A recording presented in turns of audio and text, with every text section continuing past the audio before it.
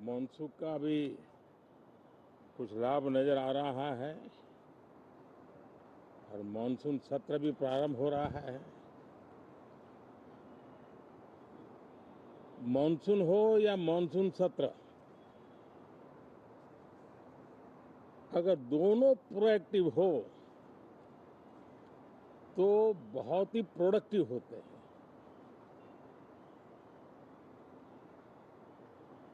और दोनों को प्रोडक्टिव होते हैं तो देश का कल्याण होता है, जीव मात्र का कल्याण होता है। और इसलिए हम यही प्रार्थना करते हैं कि मानसून भी प्रोएक्टिव रहे,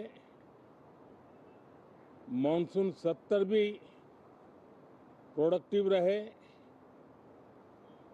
साथियों, पिछले एक महीने में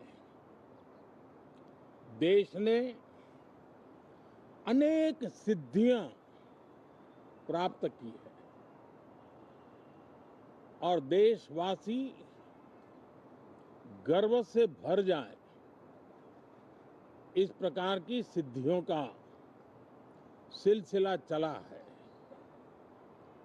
चाहे राष्ट्रीय हो, अंतर्राष्ट्रीय हो और अब तो अंतरिक्ष भी हो। एक प्रकार से भारत के लिए गर्व के पल रहे हैं। पिछले वर्ष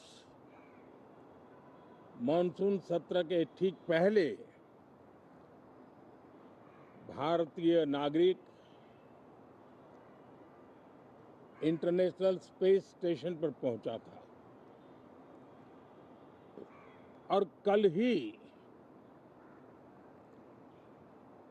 परसों भारत का एक युवा स्टार्टअप, उसने बहुत बड़ी सिद्धि प्राप्त की है। विश्व के कम ही देश हैं जहां इस प्रकार से प्राइवेट साहस हुए हैं और भारत के युवाओं ने अंतरिक्ष में नई उड़ान भरी है। बहुत बड़ी सफलता है। और ये जो स्काईरूट स्टार्टअप है, उसमें जो नौजवान काम कर रहे हैं, मुझे बताया गया उनकी पूरी टीम की जो एवरेज एज है वो सिर्फ 28 साल है। ऐसे नौजवानों ने ये काम करके दिखाया है। मैं किसी 56 साल के नौजवान की बात नहीं कर रहा हूं। मैं देश के ये स्टार्टअप ने 28 के एवरेज वाले नौजवानों ने अंतरिक्ष में भारत का झंडा गाड़ दिया है। उनको तो बधाई है ही है, लेकिन ऐसी बातें जो हैं, जो भारत को आत्मविश्वास से भर देती है, विश्व में भारत का प्रोफाइल सर्वमान्य, सर्वस्वीकृत बनता जाता है। साथियों, ये संयोग नहीं, ये एक संदेश है और बड़ा मजबूत संदेश है कि हमारे देश के युवाओं की क्षमता और उनकी आकांक्षा अंतरिक्ष जितनी असीम है, इससे बड़ा संदेश देश के लिए कोई और प्रेरणा नहीं दे सकता है। साथियों, जो रिफॉर्म एक्सप्रेस पर सवार होकर के आज देश चल पड़ा है, उसी का नतीजा है कि भारत के नौजवान इतना बड़ा साहस कर पाते हैं और सफल भी हो रहे हैं। साथियों, पिछले दिनों राजस्थान में बहुत बड़ी ऑयल रिफाइनरी देश को समर्पित की गई। पिछले कुछ सप्ताह पहले एक सेमीकंडक्टर प्लांट, यानी तीसरा, देश को समर्पित किया गया। अभी कुछ दिन पहले ग्रीन हाइड्रोजन से चलने वाली ट्रेन, और विश्व में बहुत कम देश ऐसे हैं कि जिनके पास ये सुविधा है, लेकिन भारत ने जो हाइड्रोजन ट्रेन देशवासियों को समर्पित की है, वो सबसे ताकतवर इंजन वाली है और सबसे लंबी है। ये अपने आप में भारत के वैज्ञानिक, भारत के इंजीनियर्स, भारत के इनोवेटर्स, भारत के उद्यमी, भारत के श्रमिक, ये जो एक लक्ष्य लेकर के देश के लिए जी रहे हैं, देश के लिए काम कर रहे हैं, उसी का परिणाम है। साथियों, हम भली भांति जानते हैं और पूरी दुनिया चिंतित भी है, लगातार कहीं न कहीं युद्ध की स्थितियां बनती रही है। पश्चिम एशिया के युद्ध के कारण भारत जैसे देश जो एनर्जी के लिए औरों पर डिपेंडेंट है, उनके लिए